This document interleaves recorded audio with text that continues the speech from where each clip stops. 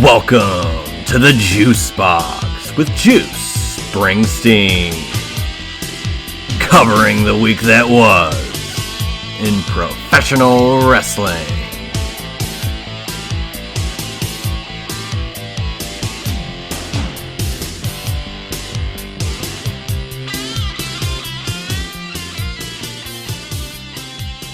Well, the dog days of summer have arrived, have been here, and they're going to continue. But for this weekend, it's going to get a little hotter. SummerSlam in Minnesota this weekend, 2 nights from the US Bank Stadium. Yeah, that's what it is. And I wouldn't be doing this prediction show here on the Juice Box for a 2-night SummerSlam, or Jeremy Piven says Summerfest extravaganza, without the one, the only, Josh Isenberg. How you doing, buddy? I'm doing good, Juice. 2 stacked nights of SummerSlam, 12 matches, many championship matches scattered across both nights. I'm excited to break down every match, pick some winners of each night, and yeah, thanks for having me on. Looking forward to breaking everything down for us. Absolutely. I mean, can you believe that this is the 39th SummerSlam? Isn't that crazy? It is. I don't want to say my age, but I was -1 with the first SummerSlam, so you can kind of do some easy math on that one. But yeah, I mean, SummerSlam for a while was the WrestleMania. There was a handful of years where it kind of died down a little bit, and I think it was just more because Rumble got so popular, Money in the Bank got so popular, but they've really invested more into making SummerSlam really the biggest party of the summer. And I think this year's card is just as good, if not better than last year's, even though last year's SummerSlam, a lot of great surprises. So we'll see what happens this year to lead us into the fall months. That's right. And I mean, the elephant in the room is that Money in the Bank is after this show. It is in October, when in years past, it's always been ahead of SummerSlam. I mean, case in point, last year when Seth Rollins cashed in and, the ruse of the century. And I mean, we watched that live, at Rival, I believe. So, they have, to your point, really brought forth SummerSlam as that second biggest show, if not just WrestleMania in the summer, which is funny because WrestleMania is only like 3 months ago, but it seems like an eternity when you get those May and June months where it's like, man, nothing really happens. Normally that was the fall months. Now it seems they kind of do shift some focus to the fall with War Games, now with Money in the Bank to lead up to Rumble, which I think for at least North American fans, this next stretch of wrestling for WWE is going to be very important, considering WrestleMania is not in North America next year. So this stuff's going to be huge across the board. I'm still very curious to see where they announce Royal Rumble will be taking place. I've heard Florida, I've heard Arizona. I'm not sure. I know they did. They're doing Houston for Survivor Series. Yep. So they're going to probably go into a warmer climate. But man, 6 matches on each night here. I do feel, even though there's some stuff on night 2 that I'm looking forward to, night 1 is damn stacked. I mean, last year it was, to me, a 2-match card. You had Cody and Cena, which was the Cena kind of flipping, and being a good guy, and them having just a great straight up one-on-one match. And of course, CM Punk winning the world title against Gunther, winning that first title that he's got, since being back in WWE, only for him to lose it immediately with Seth Rollins cashing in. So This year we've got quite a bit of huge matches, a lot of big stakes, and a lot of it's happening on night 1. So let's dive in to night 1. Liv Morgan, Io Sky, women's world title. Now, these ladies just had this match at Queen of the Ring back in June. So to me, I was like, wow, I guess they're just going to run this back. Liv Morgan was even in that tournament. So I think this is pretty easy for me, at least. I'm going to say Io Sky wins this women's world title and really just plants her flag as definitively one of the better wrestlers going in the women's division or any division, as she's, won Money in the Bank before, women's champion before, WWE women's champion before. So this is just another step for her to build that resume, as it were. What say you? I'm going to go Liv Morgan. I think Liv Oh. retains. Yeah, I think Okay. Liv retains here in a few quick reasons. One, Raquel's now the Intercontinental Champion. I think it would be very interesting if the Judgment Day have a couple of titles and then Roxanne saying, well, I'm the only female that doesn't have a championship within the Judgment Day, that the inevitable flip of Roxanne becoming a face could go to either Raquel or to Liv Morgan. And also, I can't see Liv losing her first title defense, right? This is her first championship defense. Am I correct? I do believe so. Is that because she had that injury? Yeah, and then after WrestleMania, and then obviously being at Crown Jewel, losing a one-on-one match for the Crown Jewel Championship. But I just think right now there's more money in Liv continuing to be this annoying champion, and holding that title for longer than 3.5 months. I mean, she had a great opportunity to beat Stephanie Vicaire at WrestleMania. I do think Stephanie's probably on her way back. And Stephanie, whether it's in a month, whether it's in 2 months, whatever it is, will likely get that rematch that could potentially put the championship back on Vicaire. But as much as Io, for me, I love Io, but to me, she's kind of untouchable in terms of she can lose a match. She's Teflon. She can lose a match and still be viewed as one of the best women in WWE. So because of those, I'm going to say Liv Morgan retains, and the Liv Morgan Revenge Tour, World Summer Tour, whatever you want to kind of call it, tour continues into the fall. And maybe she'll be taking that Danhausen ice cream bus all the way through that Revenge Tour. But I do see your points of, having that 2 out of the 3 women in Judgment Day having championships, leaving Roxanne to be that odd woman out. I do like that dynamic, so I think they might actually play that. But to me, it's like, Liv had this run. She won the title, and then she only was in the tournament.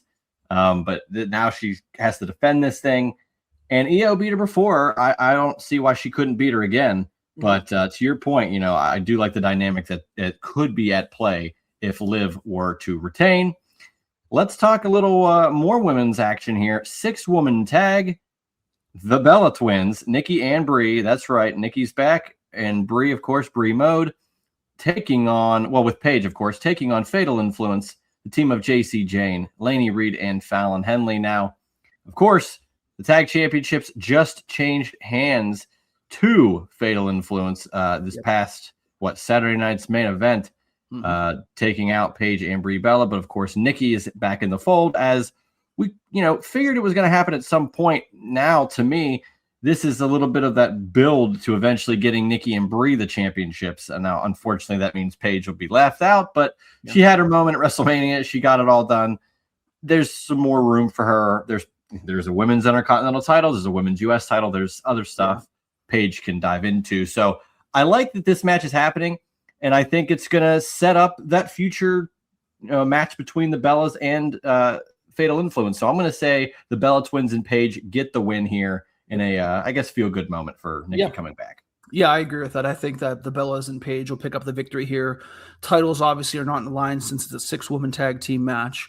I like what you just said about Paige separating from the Bellas, because it was great to see her back, in an emergency role, winning the tag team championships. And I understand that her and Brie and Nikki came up kind of together, but there really wasn't, those 3 really didn't do a lot together whenever they were on the main roster. They had a little bit here and there, but it was nothing like the 4 horsewomen, right? And I think that's kind of the barometer when you talk about the friendships of these women whenever they all came up together. Yeah, they were there, but I have always seen Paige as a singles competitor. I've always seen Paige as somebody who I invest more time in Paige, the actual person, the actual character, over her just being part of a tag team or a stable. I mean, you go back to even before she left WWE, she was kind of, she was a GM, but then she was the manager of Sonya Deville and Mandy Rose whenever they were up in that little group there. But I just never felt connected to her more than when she was by herself. So I do think Paige and the Bellas win this. I think the Bellas set up potential tag team championship match against Fatal Influence. Will they win that match? I don't know. I think you can make that go a couple of weeks, a couple of months, maybe, especially considering really Fatal Influence and the Bellas are really the only 2. I guess you can add Nia and Lash Legend. But when I think of traditional tag teams, I think of the Bellas, and right now I think of Fatal Influence just because of how, young and how up and coming they are in WWE. So they'll be fine if they lose their first big SummerSlam match. They still have the titles. I'm going to go Paige and the Bellas. Yeah, I couldn't have said that better myself. I think that's, that kind of aligns with where I think things are going to go trajectory wise, with maybe the Bellas get that tag team title win that they wanted that they couldn't achieve because of the injury. So, in regards to that, I fully agree with you. And it's again, even with they had the big title win at Saturday Night's Main Event. I think this is just another great, massive moment for JC Jane, Laney Reed, Fallon Henley. Yeah. And to the other point, like Paige can separate whenever, this kind of dies down or whatever. Same with the JC Jane. Like if the tag titles are with the other two, I don't see why JC Jane couldn't go after one of the other championships as well. I could see JC Jane versus Paige. Yeah. So there's a lot there, a lot of juice to squeeze. And let's dive into another 6-man tag this time. The Bloodline, Jacob Fatu, Jey Uso, and Jimmy Uso taking on LA Knight, Royce Keys, and Solo Sikoa. This is bizarre, but I kind of like it at the same time. Yeah. Solo Sikoa is all of a sudden a good guy even when he was a bad guy, people were liking him because he is very charismatic. He's funny. It's all there. And they just kind of were giving him this, well, you're the another Bloodline guy that's kind of creating his own thing. I really like where he's coming through now. And I'm very curious to see how this all plays out. LA Knight, to, quote myself, I've said, even if he's never reached world champion status in WWE, he is never really lost in the shuffle to me. He's always kind of hanging around, even if he's in the quote Bloodline vortex. He's thought of as a major player. He's always getting certain main event type segments, at least on Raw and on the microphone. He's always kind of kept up there. Yeah. So I don't see him ever falling behind. And in fact, I think this could be another sort of launching point for him. And then Royce Keys, this is kind of his first real big test in this whole thing that is WWE since arriving at Royal Rumble. So I also think, with the Bloodline being what it is on the other side, I still think that there's a good chance War Games involves the Bloodline in one way or the other. And this could be like a preliminary match to kind of get the ball rolling on where people stand in terms of friend or foe. Mm-hmm. I like the team of Solo, LA, and Royce, so I'm going to say they win. I would even say Solo gets the pin, wins the match. I don't know who he pins, because if it's Jacob Fatu, I don't think Roman would be very happy. I mean, I think that's probably the best in terms of longer storyline if Solo ends up pinning Jacob Fatu, because he was Roman's heavy right before Jacob came in and before Solo split. So it's wow, the old heavy from the old bloodline is one-upping the new bloodline. And I think that's very compelling and intriguing. I agree with everything you said. Solo has been one of the most entertaining people I've seen, the stupidest things that you don't think are going to be funny actually are funny because of him. As much as I love LA Knight, there's a few things that he tries to do to get a little laugh out of you, and it's it's okay, it's fine, but it's a little hacky. Exactly.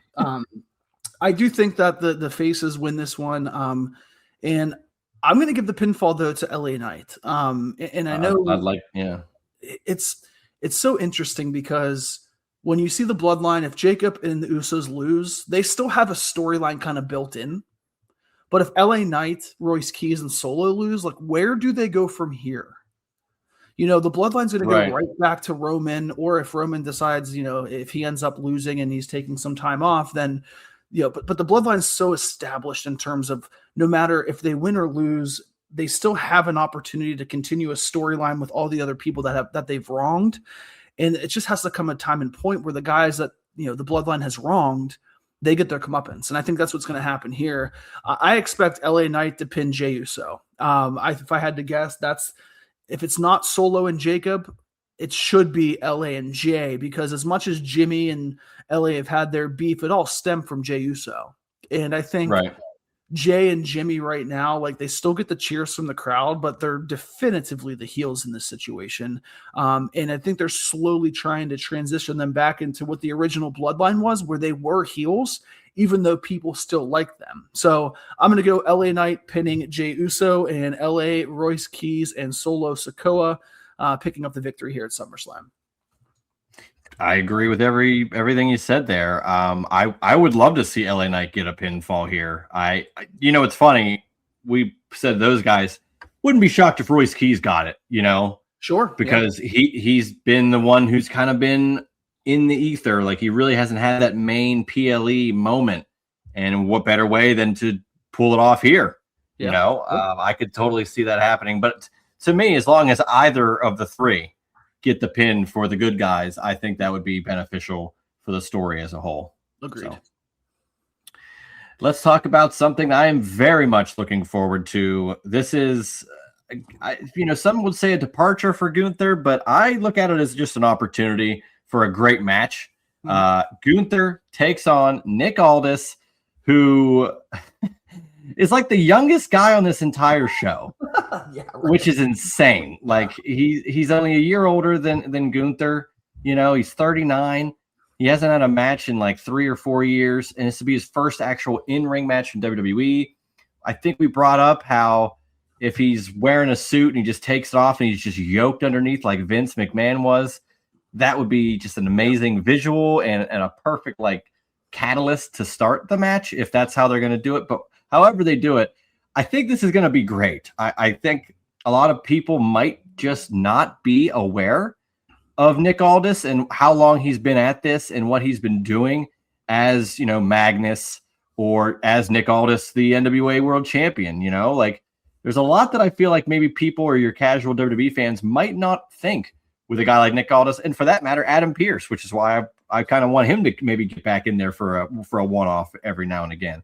Yeah. So this is fascinating to me. However, Gunther should win this match. Yes.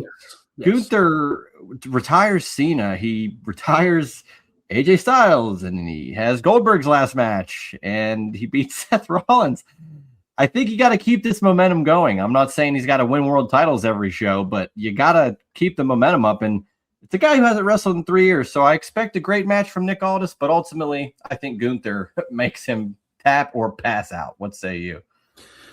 I think, this is probably the match I'm most excited to see, and it's because of the intrigue and the mystique and we haven't seen it in such a long time, especially, prime example, my brother, who, a few years older than me, is a big wrestling fan, hasn't seen Nick Aldis wrestle at all. And that's right. Kind of what you were saying about the general, I guess, WWE fans. They're like, oh, well, I think he was a wrestler before, but I can't really remember a lot of things. And I think with Nick Aldis, being Magnus in TNA, Impact Wrestling during those years, that was kind of down. Obviously being a huge part of All In against Cody in that match, which I thought was a great match. Aldis can go. And I think Aldis is going to get over without going over. And I think it's because, like you said, he could go back into his GM role, but if he gets over and people are like, wow, this 39-year-old guy, if he wants to still compete on a weekly basis, if you put him in there and he competes for 15, 20 minutes with Gunther, one of the best, the guy that has retired Cena, Styles, and Goldberg, that doesn't hurt him. That just makes him more of a credible opponent. And then the doors can open up for him with the Drew McIntyre whenever McIntyre returns, because they had that storyline where we thought it could have happened potentially at WrestleMania. Right. So there's more opportunities for Aldis to be a performer, but this is really the litmus test with him.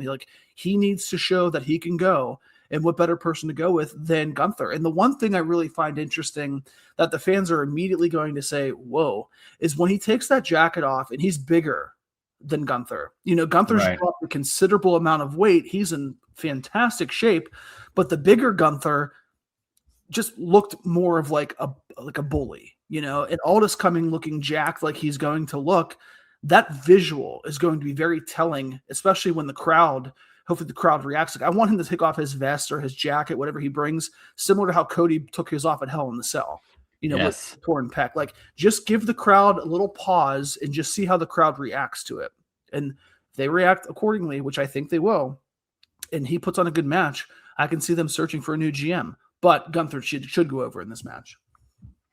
I would be very curious to see if it, like, how that plays. If no matter how this match goes, are they going to find a new GM? Does Nick Aldis go back into the role, but maybe someone else pisses him off down the line, and he's like, you know what, I can do this again. Yeah. I've shown I can still go. Again, I just expect a great match between the two, and I'm very curious as to how they play it out. But yeah, I think Gunther has to win this thing, and it can be competitive. Again, when you're facing a guy that has not been in a WWE ring to wrestle, I think that lends itself to having a competitive match instead of, Gunther just mowing him over. I think this is absolutely going to be competitive. And ultimately, I think Gunther's going to get the win, but competitive match for sure. Yeah. Let's talk even more competitive. This one, so nice, they had to do it thrice. Hell in a Cell, Obafemi, Brock Lesnar. I think this is going to be on ESPN. I'm not sure if they have announced that yet, but if it is, I'm not sure we're going to see blood. That being said, does this type of match need blood? I don't know. Obafemi got the big win on Brock at WrestleMania. They had the ceremonial, like, I'm going to retire, gloves, boots thing in the ring. People were unsure about that. So unsure that it wasn't even featured in Unreal, which, I mean, does that mean that it was planned or it wasn't planned and they just chose not to show it? I don't know. I'm so confused with Unreal and how Unreal is it. I don't know. It's very confusing. But nevertheless, Brock Lesnar got the win back, and now it sets up this third match in Minnesota, Lesnar's home state. I think a lot of fans are going to be cheering that notion and that fact about Brock, but I think that they ultimately want Obafemi to be the next guy, truly be the next big thing, get the win against Brock, who is undefeated in Hell in a Cell. And even with all that, I still think there's a chance we might see Lesnar actually retiring for real this time, especially since we saw what it looked like back at WrestleMania. I think that people have that idea that it could always happen at any point now. And if he were to lose this could be that moment of, you know what, I am passing the torch. It's also tough for me to believe that, considering WrestleMania is in Saudi next year, and they absolutely would probably want Brock Lesnar. So maybe that's when he retires.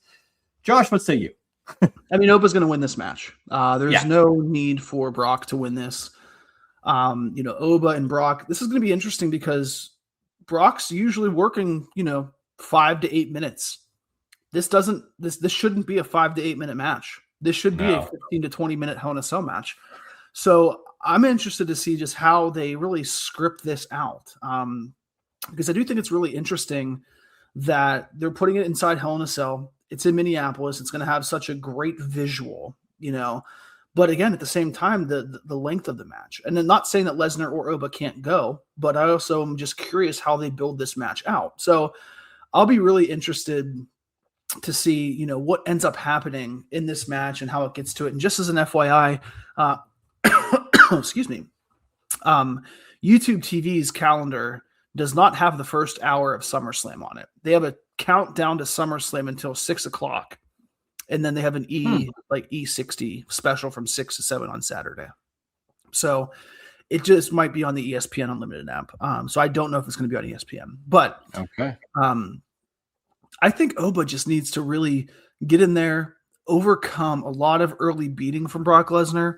And if it's not on ESPN, I could see Brock cutting himself open. Brock does that for people that, he respects. Brock does that for the story. Yep.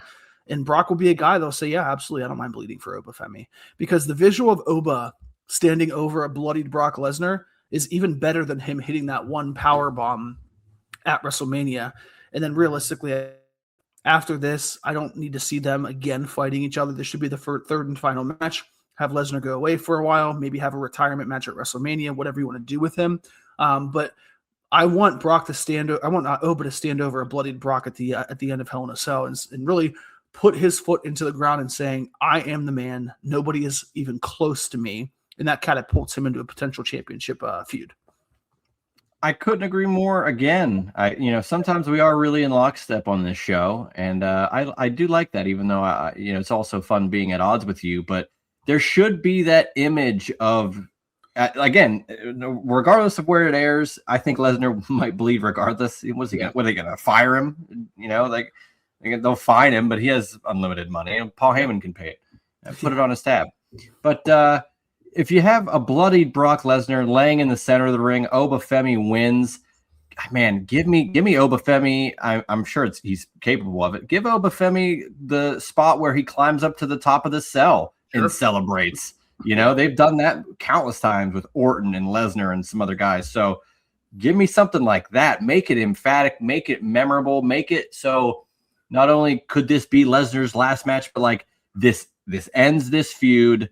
This puts to bed the notion of, well, can Oba be the next big thing? Like he's there. He's done it. He's conquered the beast. Yep. For real. And I think all those things are in play. I think Lesnar's pretty all hands on deck when it comes to these types of things of like making sure whoever his opponent is, if they're going over, gets over in a huge way as well. And I see no way that it happens any other way. So Oba should win, and it should be spectacular. Let's get into the main event, assuming, if not, maybe this opens it. I don't know what closes night one, but either the match we talked about or the one we're about to will be the bookends to this show. CM Punk defending the undisputed WWE title against Cody Rhodes. The Sami Zayn experience came and went.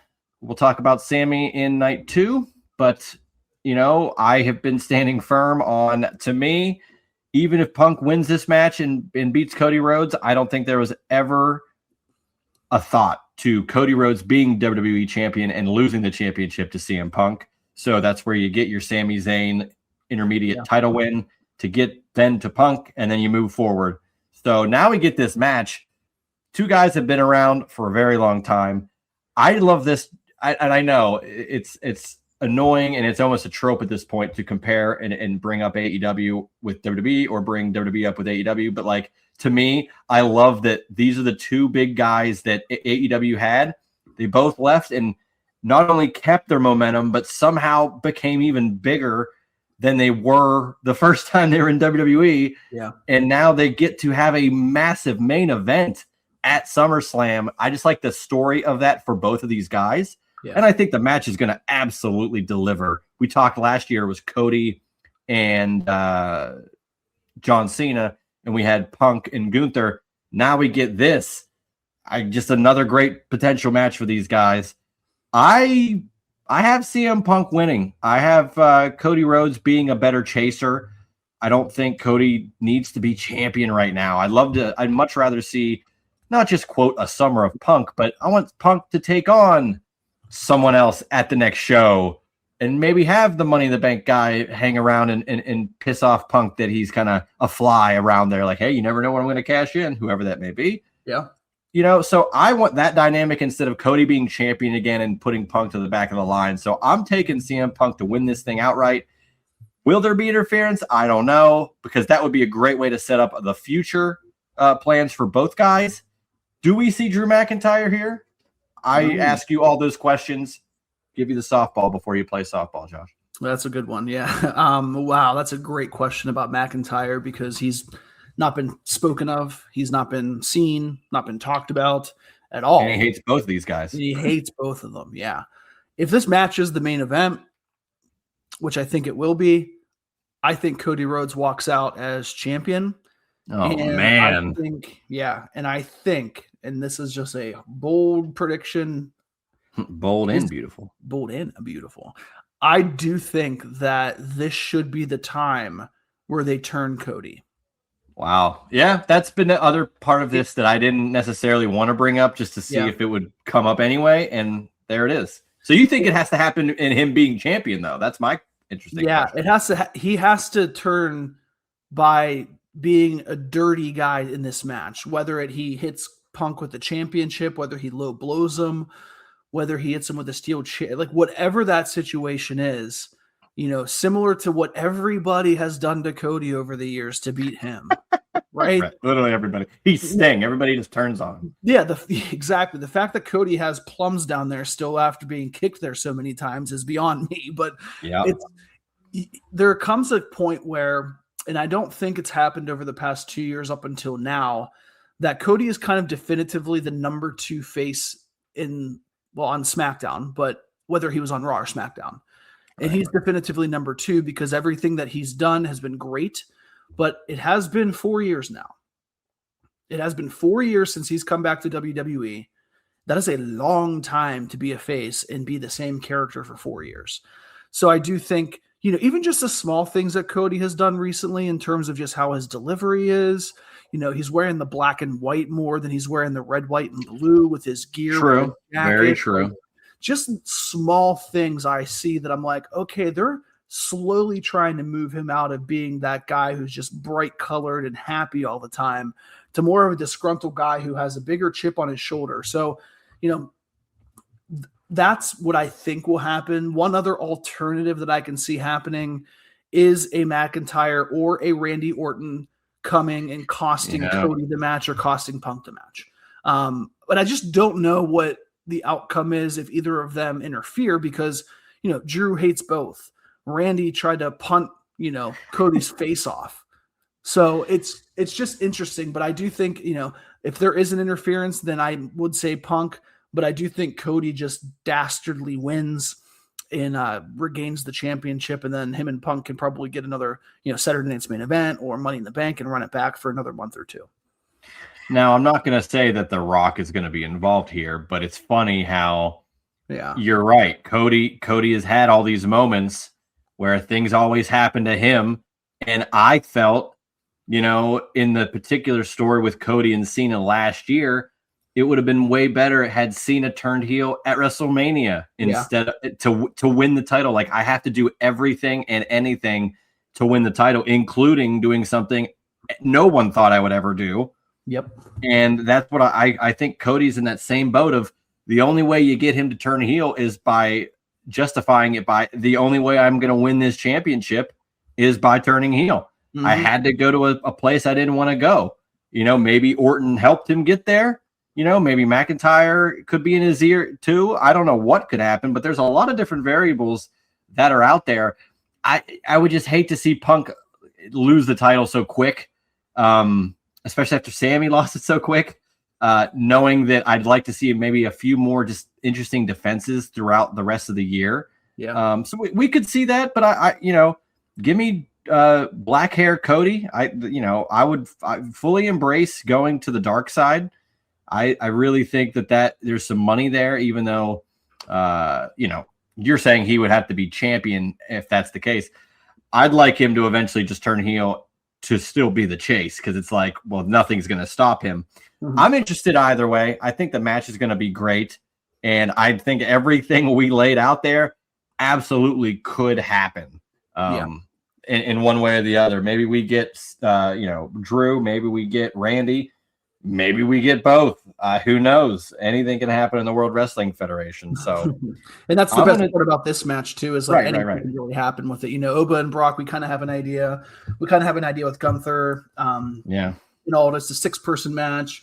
Liv and Io. There's a little bit there that could be questioned about, but this is the one that has a lot of questions around it. And whatever way they go will be intriguing for the next 2 or 3 months, especially considering that NFL season's coming. A lot more eyes are going to be on the NFL. Will that affect Netflix Monday night? Sure, it always does. College football, like all the things are coming in the fall. So how WWE ends SummerSlam will be very interesting to see how they set up for the fall. And we will be ending this night 1 discussion because in the feed you will see night 1 and night 2 of the SummerSlam prediction show. Josh, any final words about night 1 before we sign off and begin night 2? Nah, nothing else, man. I think we covered pretty much everything, and night 2 is right around the corner. That's right. I think night 1 is arguably the most stacked of the 2 nights, but we will return to discuss the other night 2 of SummerSlam predictions, right here on the Juice Box. That was the Juice Box with Juice Springsteen. Make sure to subscribe to the Juice Box wherever you listen to podcasts.